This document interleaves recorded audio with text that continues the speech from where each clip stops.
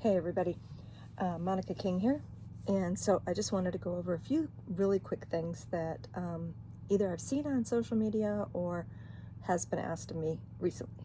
So this is just a quick overview on a few topics. Number one, somebody had mentioned on social media that Africanized bees do not live or cannot be kept in northern Arizona, and they can.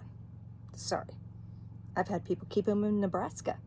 My dad kept them with the USDA lab up in Madison, Wisconsin in the 60s. You can overwinter them. You can keep them. You can keep Africanized bees alive in any of the northern climates as long as a beekeeper feeds them. It's not that they don't live when they're cared for. It's when they're on their own and they're not getting fed. There's a big difference. So yes, somebody can keep Africanized bees alive in northern Arizona. In fact, the USDA lab here in Tucson did genetic sampling from the Mexico border to the south rim of the Grand Canyon in 2008.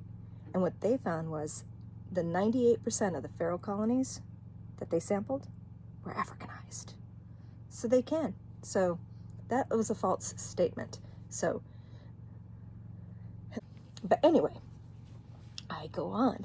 Next question was, I have less than an acre, but it's beautiful, beautiful land. It's got natural habitat, wonderful for some hives. Will you pay me to keep my bees on my land? They want to lease the land to a beekeeper. No, I'm not going to pay for that. Number one, bees are going to forage up to 3 miles away. So the amount on your 1 acre is very minimal for the value. So you might find a hobbyist that might be willing, like somebody that might, say, live in an apartment complex that wants to be a beekeeper, might pay, maybe. Or you might find a mutual beneficial relationship with somebody who wants to keep bees but doesn't have the land, and maybe you can get some honey out of it eventually. This year has been horrible. Depending on where you're at, some people are getting honey and some people are not. So it's just like, you never know. And then beginning beekeeping for over a year, for the first year, they likely are not going to have honey. So they're not going to see any return in their investment. And beekeeping is a huge investment in the very beginning. So that's one that's really difficult to say. I know that commercial beekeepers are not going to pay you for less than an acre. They're going to want to keep 25 to 50 colonies on the property. They're going to want access whenever they need to go check their bees. They don't want to ask permission. They're not going to want to, contact you to make arrangements to go on the property. And that goes with hobbyists too. A hobbyist that might have 1 or 2 colonies being kept on your property, it's going to need to visit it frequently. It's not going to be something like you could just throw the hive on that land and then not go visit it for weeks on end. During the springtime and during any substantial nectar flow, they're going to need to be in those colonies every 7 to 10 days. And so they need access.